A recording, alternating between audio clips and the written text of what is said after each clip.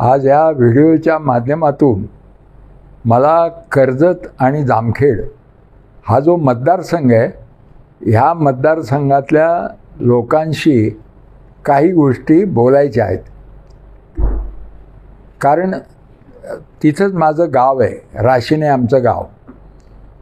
म्हणून या मतदारसंघातल्या लोकांना प्रथम मी सर्वांना रामराम, सलाम अलैकुम, जय भीम, जय मल्हार. मित्रांनो, आपल्या भागामध्ये आता मतदान आहे आणि सुजय विखे हे विद्यमान खासदार परत उभे आहेत भाजपतर्फे आणि निलेश लंके उभे आहेत राष्ट्रवादीतर्फे.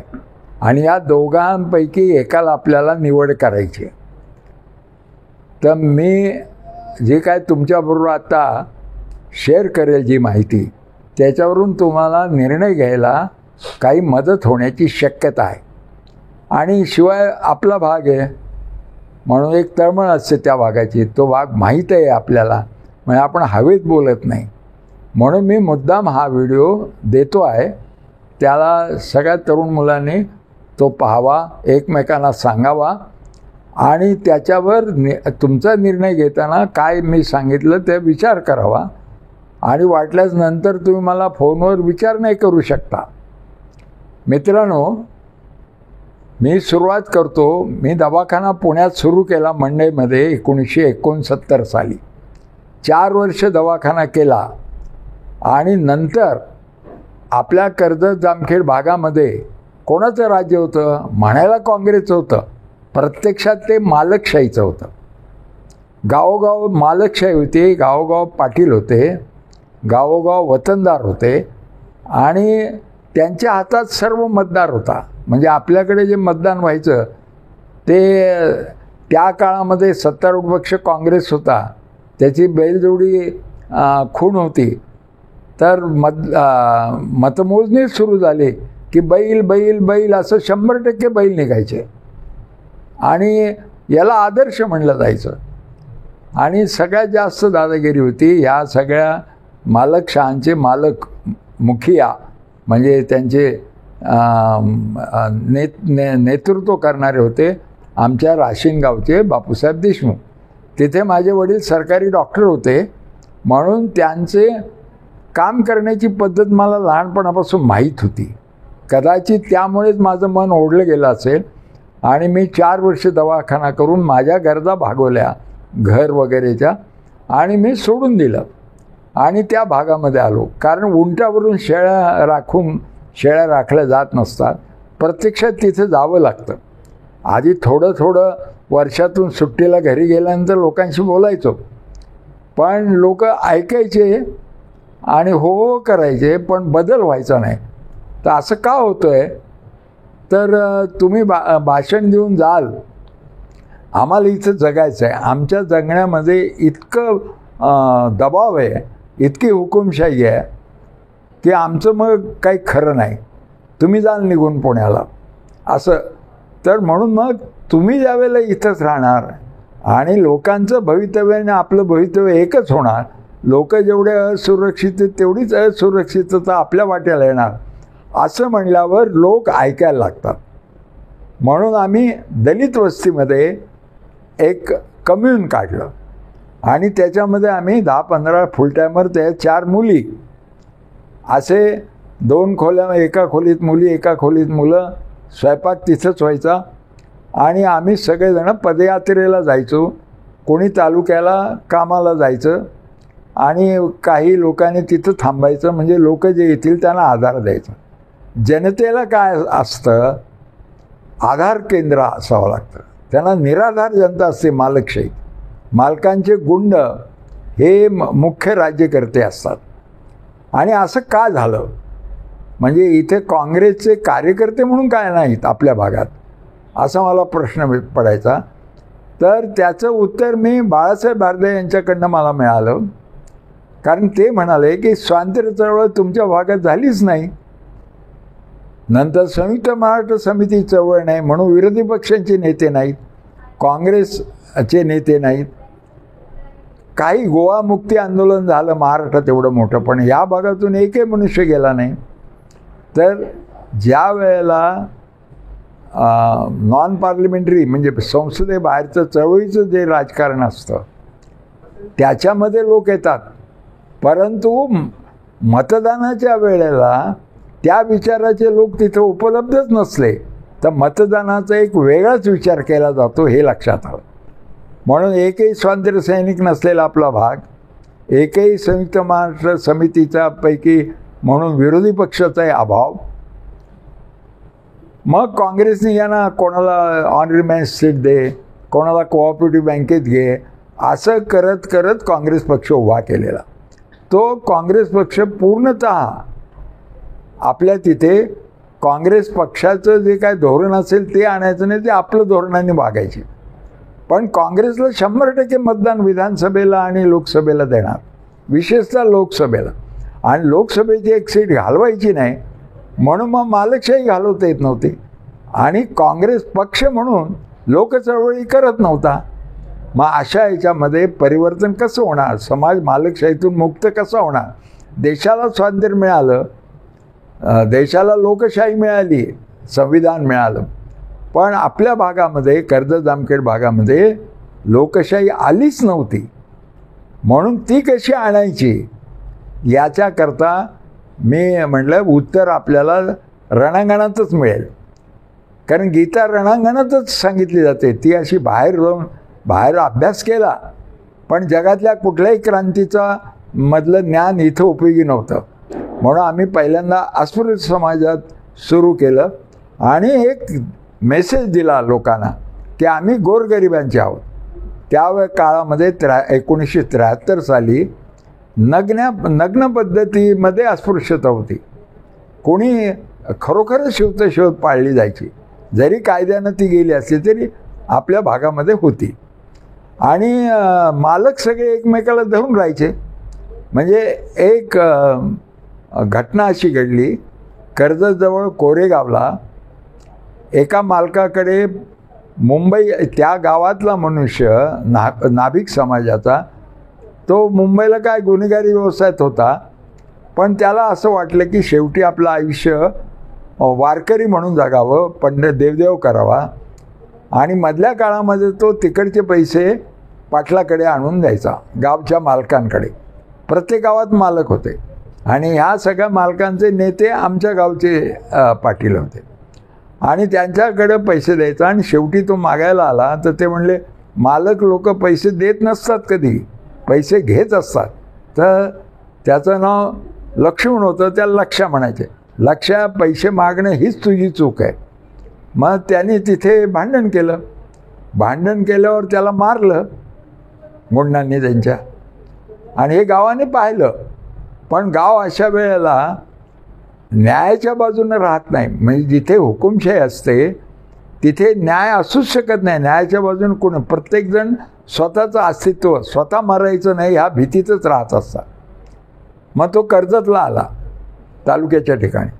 आणि त्याने दवाखान्यातून ते सगळं त्याचं जखमा वगैरे दाखवून सर्टिफिकेट घेतलं आणि पोलीस कंप्लेंट केली. आणि तो जरा मुंबईला राहिल्यामुळे त्याला माहिती होती, म्हणून त्याने DSPला तार केली. तेव्हा फोन नव्हते आपल्या भागात. ही गोष्ट मी तुम्हाला सांगतोय, ती 60 ते 70 या काळातली. आणि DSP अरुणाचलम म्हणून होते दक्षिणेकडचे. त्यामुळे ते जीप घेऊन निघाले, माझा जीव धोक्यात आहे, माझा खून होण्याची शक्यता आहे. आणि त्यांनी तारीनेच तिथं सांगितलं पोलीस इन्स्पेक्टरला की त्याला त्याच्या गावी जायचं असेल तर पोलीस संरक्षणात द्या. ते एक पोलीस त्याला देण्यात आला आणि तो गावी गेला. पण यांनी पोलीस कंप्लेंट केलेली आहे आणि सर्टिफिकेट मिळवलं आहे मारहाणीचं, जखमा झाल्याचं. हे पाहून मालक म्हणाले की आता मीच स्वतः तुला संपवतो. म्हणून त्याला त्यांच्या घरासमोर खाली पाडण्यात आलं. गुंडांनी त्याचे हात पाय धरले आणि स्वतः मालकाने एक मोठा दगड त्याच्या डोक्यात घातला. ते शेवटपर्यंत म्हणत होते, लक्ष्या शरण ये, शरण ये.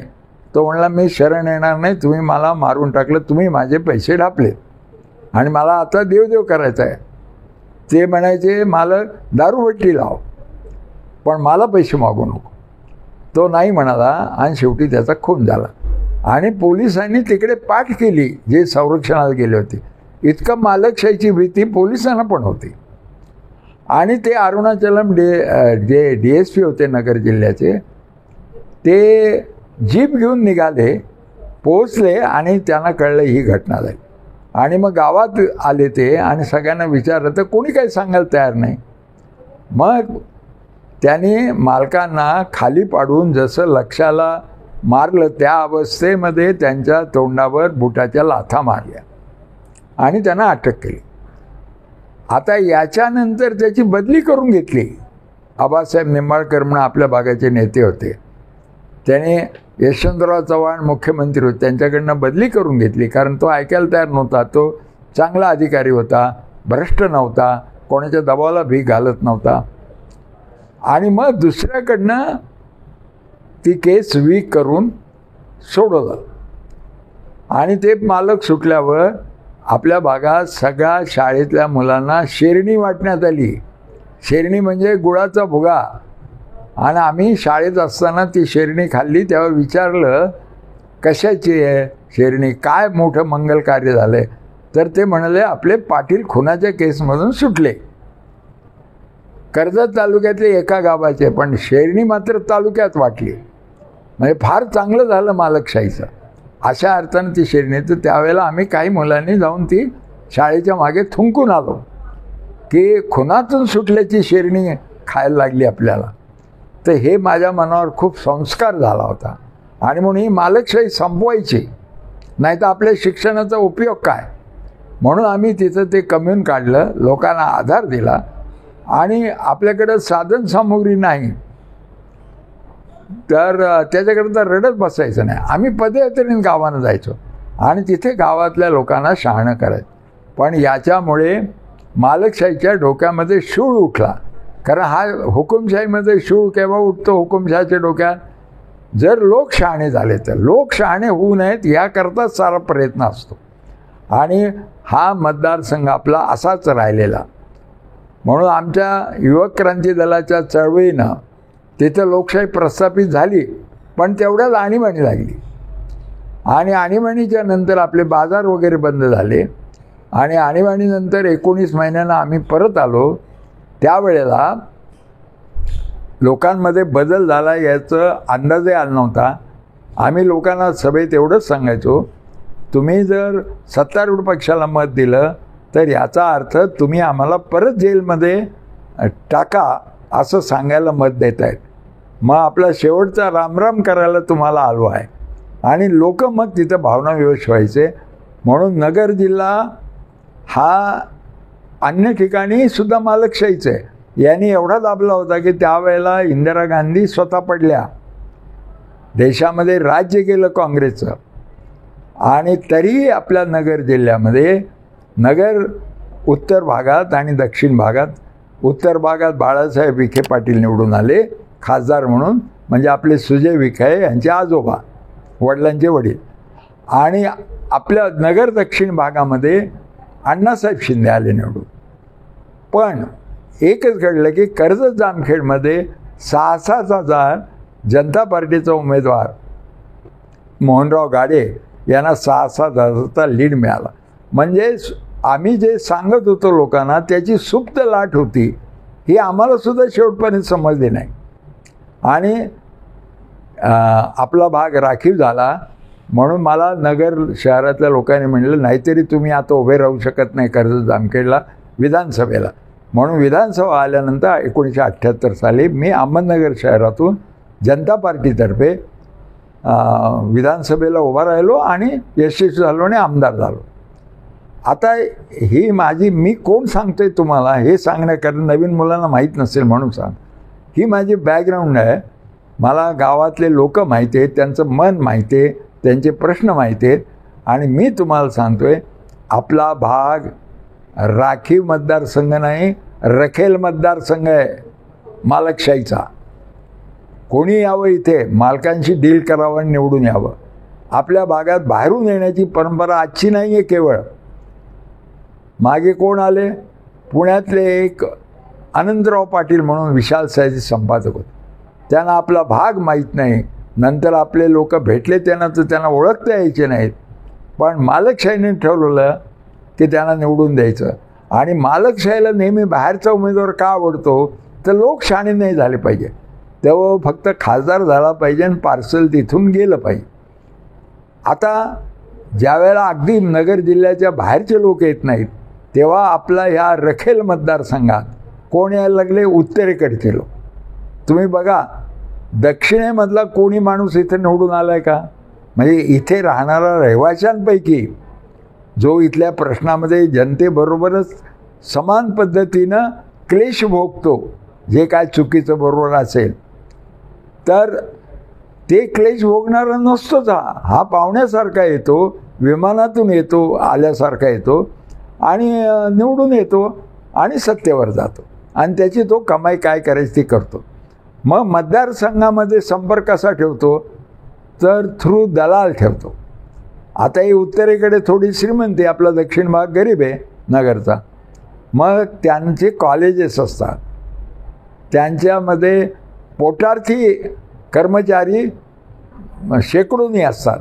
मग ते त्यांच्या पोटार्थी कर्मचाऱ्यांना इथे पाठवून मतदान मागतात. म्हणजे यांच्याकडे राजकीय कार्यकर्ते नसतात, हे लक्षात घ्या. बाहेरून येणाऱ्या उमेदवाराचे स्वतःचे राजकीय कार्यकर्ते नसतात आणि आपल्या भागातले लोक कोण असतात त्यांचे दलाल असतात. या पद्धतीनं मालकशाहीचं संपूर्ण निपात अजून होत नाही.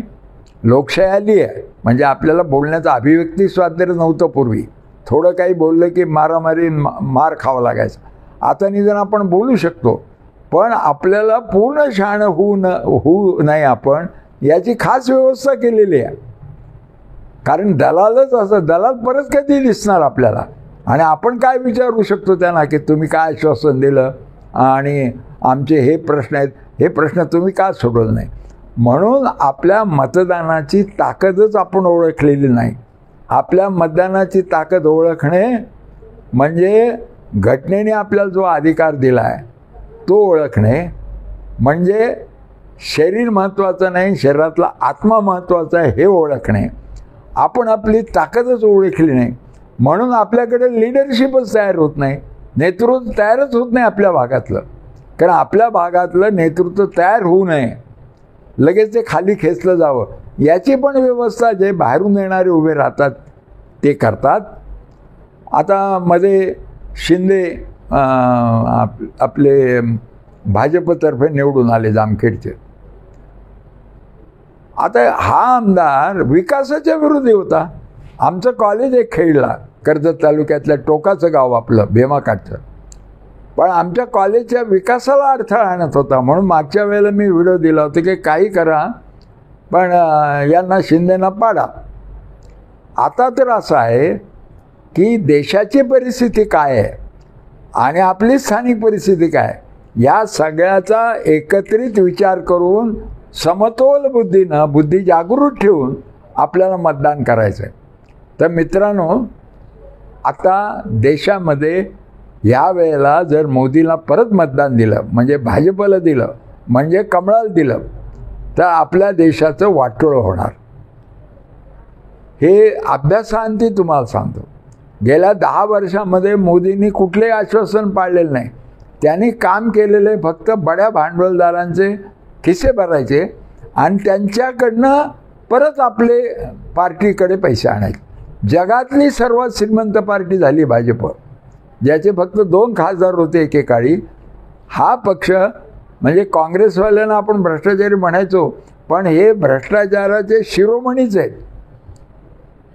इतका खाल्ला आहे की आज त्या पार्टीजवळ म्हणजे अधिकृत आकडे 60,000 करोडची संपत्ती. ही कुठून आली तर त्यांनी जे देशामधले अनेक प्रकल्प विकले भांडवलदारांना, त्याच्यातून आली.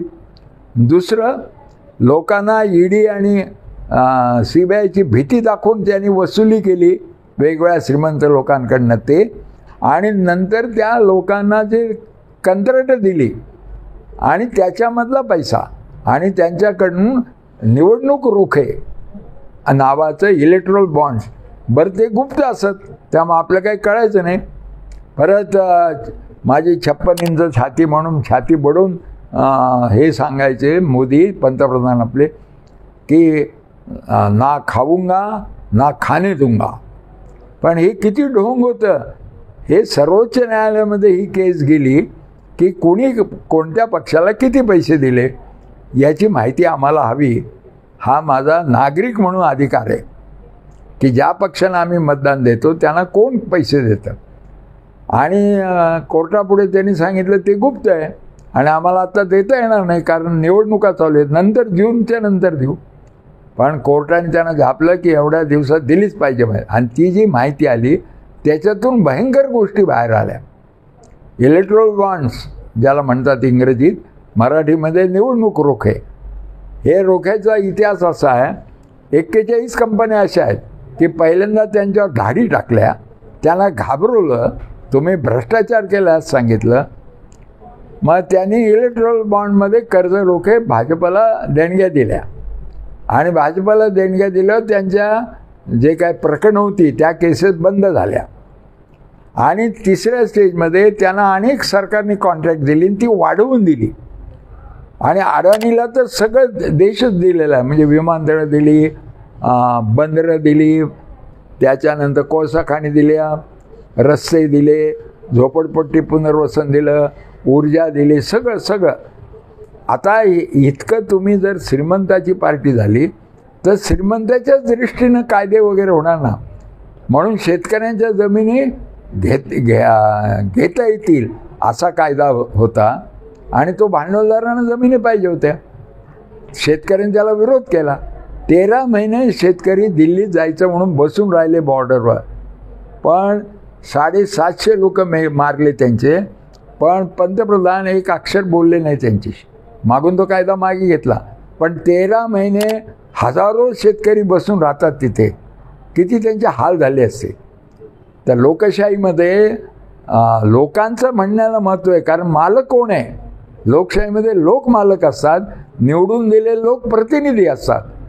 पण ही लोकशाही आहे, नाही तर याचं नाव प्रतिनिधीशाही असतं.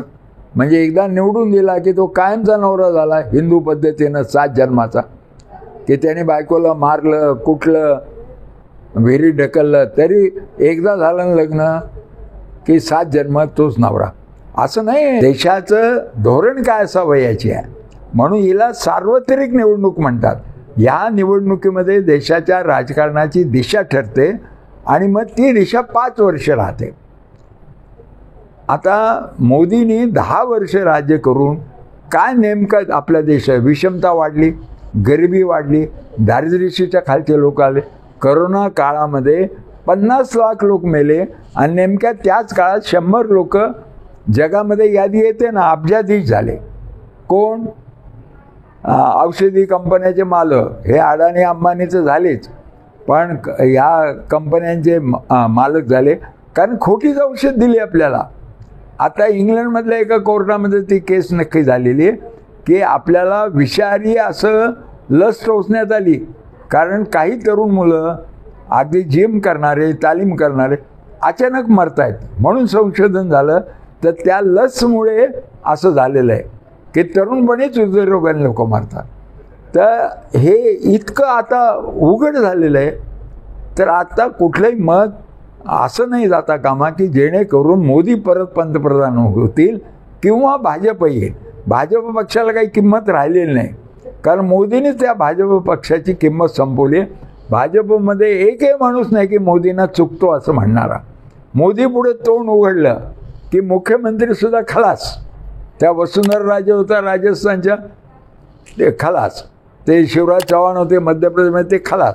म्हणून यांना जसं आपल्या मतदारसंघामध्ये मालकशाहीला विरोध करणारे किंवा स्वतंत्र बुद्धीचे लोक नको असतात, तसं भाजपमध्ये सुद्धा स्वतंत्र बुद्धीचे लोक नको. त्यांचा निकष, मी भाजपमध्ये काय, मी मोदी भक्त आहे. आणि मोदी भक्त काय त्याचं कारण तर मोदीची मला भीती वाटते. मालकांचे भक्त कोण असतात? स्वतःचा जीव बचवण्याकरता मालकांची खोटी स्तुती करणार. हे आपण आपल्या रोजच्या जीवनात बघतो. तेच भाजपमध्ये एकही माणूस स्वतंत्र बुद्धीचा नाही असं आपण म्हणू शकतो. मोदी आणि शहा हे 2 लोकच आता निवडणुकीला उभे आहेत. आणि त्यांची हुकुमशाही देशावर आली तर काय होईल? सबंध देशाचे तुकडे होतील, काही घडू शकतं, वाईटच घडेल, विषमता प्रचंड वाढू शकते. कारण त्यांच्या 10 वर्षात विषमता वाढलेली आहे. आणि एका बाजूला म्हणजे आम्ही दारिद्र्य रेषेचे लोक कमी केले, मग दारिद्र्यच्या रेषेखाली जगणारे लोकांची संख्या कमी झाली, तर मग आता 80 करोड लोकांना नेमक्या निवडणुकीच्या तोंडावर 5 किलो रेशन दर महिन्याला, त्या दर महिन्याला 5 किलो भागत नाही, पण 5 किलो, आणि ते रेशन म्हणजे कदानच. ते देता कशासाठी? तुम्हाला मतं पाहिजेत, परत राज्य करायचं, परत लोकांचं वाटोळं करायचं. कारण तुम्ही सर्व तुमचं मन हे भांडवलदारांचं आहे, व्यापाऱ्याचं आहे. त्याचा नफा करून द्यायचा आणि तुमचा नफा काढायचा, आणि तुमचा पक्ष तुम्ही ताब्यात ठेवलेला आहे, अशी ही अवस्था आहे. आता आपल्या स्थानिक याच्यावर येऊ. विखे कोण आहेत? तर विख्यांची ओळख आहे भरमसाठ पैसा असलेला, अफाट पैसा असलेला. काही विचार वगैरे आहेत का? अजिबात सूत्रम विचाराचा संबंध नाही. राधाकृष्ण विखे हे विरोधी पक्ष नेते होते फडणवीसांच्या काळात, फडणवीसाचा मुख्यमंत्री म्हणून राज्य करत. म्हणजे हा विरोधी पक्ष नेता हा पुढचा सीएम असतो, मुख्यमंत्री होणार असतो. आता असा नेता भाजपमध्ये जातो म्हणजे तो विरोधी पक्ष नेता नव्हताच, तेव्हाच तो नकली होता. त्याच वेळेला फडणवीसचा तो दलाल होता असं म्हणायला काय हरकत आहे. आणि आता त्यांचे चिरंजीव म्हणून सुजय विखे आहेत. तर विख्यांचा असा कुठला पराक्रम आहे? पक्षाचं पाहिजे आपल्या स्वार्थाकरता पक्ष, जनतेचे प्रश्नाकरता पक्ष नाही. आता त्यांच्याबरोबर युतीबरोबर अजित पवार आहेत. अजित पवार शरद पवारांना का सोडून गेले? शरद पवारांनी अजित पवारांना मंत्री केलं नसतं तर अजित पवार हे नाव तरी महाराष्ट्राला माहीत झालं असतं का? तर मोदींनी 3 दिवस आधी भोपाळच्या भाषणात दम दिला की 70,000 कोटीचा भ्रष्टाचार केला, आता अजित पवारांना चक्की पिसिंग करावं लागेल. आणि नंतर डील केलं, म्हणजे सौदा केला की आज संध्याकाळपर्यंत जर तुम्ही आला तर तुमच्या फाईल बंद करून तुम्हाला उपमुख्यमंत्री करू, आणि नाही आला तर उद्याचा सूर्योदय होण्याच्या आत एरोडा जेलमध्ये जावं लागेल. तर अशा भीतीने यांचे मित्र कोण? असेच सगळे पैसे खाणारे, सगळे भानगडबाज, सगळे भामटे, असं भामट्यांचं एक युती सुरू झालेलं आहे. आणि असा हा सूड का घेतला मोदींनी महाराष्ट्रावर?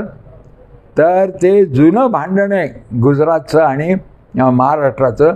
महाराष्ट्र पुढे, कारण आपण एकत्र एक राज्य होतो, त्याला विशाल द्विभाषिक म्हणायचे. गुजरात आणि आपण एकत्र होतो. तर मुंबई आम्हाला पाहिजे, महाराष्ट्रापेक्षा गुजरात पुढे गेला पाहिजे, गुजरात अहमदाबाद ही आर्थिक राजधानी पाहिजे, असं तेव्हापासूनचा संघर्ष. तर मुंबई आपल्याला मिळवण्याकरता 106 मराठी माणसांचे मोर्चामध्ये मुडदे पाडले. मोरारजीभाई गौर हे होते मुख्यमंत्री त्यावेळेला, कारण कुणी असायचं, गुजरातचं असायचं किंवा महाराष्ट्रात. तर एवढे लोक बलिदान झाल्यानंतर मुंबई महाराष्ट्रात राहिलेली आहे. आणि संयुक्त महाराष्ट्र म्हणून आपला महाराष्ट्र वेगळा झाला आणि गुजरात वेगळा झाला. तर हा कुठला तरी सूड उगवला जातोय. किंवा शिवाजी महाराजांनी सुरत लुटून आपल्या राज्याचं फायनान्स उभं केलं, त्याचा तरी हा सूड असेल. पण म्हणजे गुजरातमधून महात्मा गांधी येतात, पण आता मोदी आला म्हणजे गुजरातची सुद्धा अवनती अगदी टोकाची झालेली आहे. म्हणून ह्या वेळेला उमेदवार बघताच कामा नये. कमळाला मत द्यायचं नाही हा पक्का निर्णय असेल तरच तो शहाणा माणूस ठरेल, तरच तो देशभक्त ठरेल, तरच तो राष्ट्रवादी ठरेल. जो कोणी कमळाला मत देईल त्याला देशाला मातीत घालायच्या विचाराला तो मत देतोय हे लक्षात असलं पाहिजे. हा मुद्दा आहे. आता येऊ आपण पक्षाच्या बाबतीत. काय केलं? भाजपला आपण 2 वेळा आमदार दिले. एकच भाजपाचं आहे. मराठा आणि धनगर, मराठा आणि माळी हे जातीवर वाद लावून शिंदे आमदार झाले. पैसे किती खाल्ले? प्रचंड जमवले. ज्याचे वडील शेतमजूर होते त्यांनी चांगलं जीवन जगावं ही आपली कल्पना आहे. आणि हे काय फार विद्वान वगैरे नाही, पण लावतात मागे प्राध्यापक. तर आणि काय होळकरांचे वंशज, हे होळकरांचे वंशजाचा परवा बालगंधर्वला एक सभा झाली, त्याच्यामध्ये मी पण बोललो आणि होळकर पण बोलले, होळकरांचा जो वंशज आहे तो. आणि त्याला म्हणलं आमचं शिंदे तुमचे कोण लागतात? ते म्हणले अहो त्यांचं काय, आमचा होळकर अहिल्याबाई होळकरांच्या घराण्याशी काही संबंध नाही. म्हणे आपलं स्वतःचंच बडवतात. जसं मोदी खोटं बोलतात तसं आपले शिंदेही खोटं बोलतात. आपल्या खेड्यात आपल्या भागामध्ये म्हणच आहे, वरमाई शिंदळ तर वराडी शिंदळ. तसं मूळ वरमाईच तशी असेल तर हे लोक खोटं बोलण्यामध्ये काहीच हे करणार नाही. म्हणून भाजपला मत द्यायचं काय कारण? आता आपण उमेदवार येऊ. तिसरा मुद्दा उमेदवार बघायचे. सुजय विखे हा डॉक्टर नाही हे त्याचा सख्खा चुलता सांगतोय. अशोक विखे जो स्वीडनमध्ये 6 महिने असून 6 महिने भारतात राहतो, त्याची बायको स्वीडन देशातली आहे आणि तो जरा शहाणा माणूस, आधुनिक माणूस आहे. आणि बाळासाहेब विखे माझे मित्रच होते वैयक्तिक, त्यांनी याला सांगितलं की या माझ्या बाकीच्या मुलांना फक्त राजकारण येतं, संस्था बिंस्था चालवता येत नाहीत, तर अशोक तू या संस्था. म्हणून तो डीन होता कॉलेजचा, मेडिकल कॉलेजच्या. पुण्याला त्यांची बाळासाहेब विखेंनी शिक्षण संस्था काढली, त्याचे सगळं प्रमुख त्याचं. आणि नंतर त्यांच्या घरामध्ये खोट्या सह्या करून वगैरे अशोकला बाजूला ठेवलं. आणि सुजय विखे त्यांच्या घरचं मेडिकल कॉलेजमध्ये होतं म्हणून डॉक्टरची डिग्री मिळाली, पण ती खरी नाही. याला कधी विचारायचं चुलता तुला डॉक्टर व्हायचं तर अभ्यास करायला पाहिजे, तो म्हणाला मला खासदार व्हायचं आहे. मग डिग्री ही शोभेची आहे. जसं मोदी शिकले म्हणतात तसं सुजय विखे डॉक्टर आहेत. म्हणजे वैयक्तिक आपल्याला काढायचं कारण नाही, पण त्याच्या सख्ख्या चुलत्याचं काकाचं म्हणणं आहे की हा डॉक्टर नाही, यांनी एक सुजय विखे म्हणून मतं मागावीत. तर पण डॉक्टर आहे याचा प्रभाव पडता कामा नाही मतदारांवर, एवढंच मी सांगतो. आणि लंके कोण आहेत? लंके हा पारनेरचा, गरिबांची जाणीव असणारा, करोनामध्ये लोकांना कसं जगवता येईल, आजारी असलेल्या माणसाला त्या अंगाला हात स्पर्श करायचा, त्याच्या घरी जाऊन हे करायचं, म्हणून त्याचं नाव जास्त झालं, म्हणून ते आमदार निवडून आले. त्यांचं भांडवल काय? लोकांशी चांगलं वागणं, जिव्हाळ्यानं वागणं, माणुसकीनं वागणं, करुणा असणं. तर असा उमेदवार अनायासे आपल्याला चांगला मिळतोय आणि तो आपल्या भागातून कसा निर्माण व्हावा याचा एक आदर्श नमुना आहे. अशा लंकेलाच आपण मत दिलं पाहिजे असं माझं स्वतःचं मत. ज्यांना कोणाला वेगळं असेल त्यांनी त्यांची बाजू मला सांगितली तर मी त्यांना आणखीन काही सांगू शकेल. मी एवढंच सांगू शकतो की तुमचं, माझं, आपल्या भागाचं आणि आपल्या देशाचं हे सगळे हित आपल्याला लंकेनं मत देण्याने, म्हणजे त्यांचा राष्ट्रवादी पक्ष म्हणून त्यांची खूण तुतारी आहे, ती तुतारी वाजवण्यातच पॉलिटिकल करेक्टनेस आहे. म्हणजे राजकीयदृष्ट्या अचूक वागणूक आपली होईल. आणि आपण, कारण होत तर तेच असतं, मतदान म्हणजे माझं आणि माझ्या परिसराचं, माझ्या देशाचं भलं करण्याचा योग्य मार्ग कोणता याचा एकच निर्णय घ्यायचा. हेही पटतं आणि तेही पटतं असं नाही चालत, कारण 2 मतं दिले तर मत बाद होतं, हे लक्षात घ्या. आणि शेवटचं एक सांगतो की सगळ्या गुन्ह्यामध्ये कोणता गुन्हा मोठा? सगळ्यात गुन्ह्यातला सर्वात मोठा गुन्हा, वाईट गुन्हा, तो म्हणजे चुकीचं मतदान करणं. मर्डर केला तर एकट्याला फाशी जावं लागतं, पण चुकीचं मतदान केलं तर संपूर्ण देशाला तुम्ही सजा देता, आपल्या परिसराला सजा देता, आपल्या मुलाबाळांना देतात, लेकराबाळांचं वाईट करतात, आपल्या नातवंडापतवंडाचं वाईट करतात. म्हणून आजच्या मतदानामध्ये भविष्यही दडलेलं असतं. तर तुम्हाला आपल्याच नातवंडाचा, पतवंडाचा, देशाचा, समाजाचा नाश करण्याचा अधिकार आहे का नैतिकदृष्ट्या?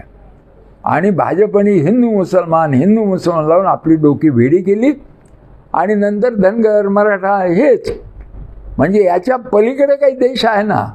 ह्या देशात धनगर राहतात, तसेच 10,000 इतर जाती राहतात, हिंदू राहतात, तसेच इतर धर्माचे लोक राहतात. मग सगळ्यांचं भलं करणं हे संविधानाने आपल्याला सांगितले. म्हणून आपण पहिल्यांदा आपल्या डोक्यातली जात आणि धर्माचं प्रेम बाजूला ठेवलं पाहिजे. आणि मी एक सच्चा भारतीय आहे म्हणून सच्चेपणानं मला करेक्ट मत द्यायचं आहे. माझं हित आहेच त्याच्यात, पण माझ्याबरोबर माझ्या परिसराचं, माझ्या समाजाचं, सर्वांचं आणि माझ्या देशाचं हित कशात आहे ते पाहिलं पाहिजे. आणि त्या दृष्टीनं पाहिलं तर तुतारीचं बटन दाबण्याशिवाय मला काही दुसरा मार्ग दिसत नाही.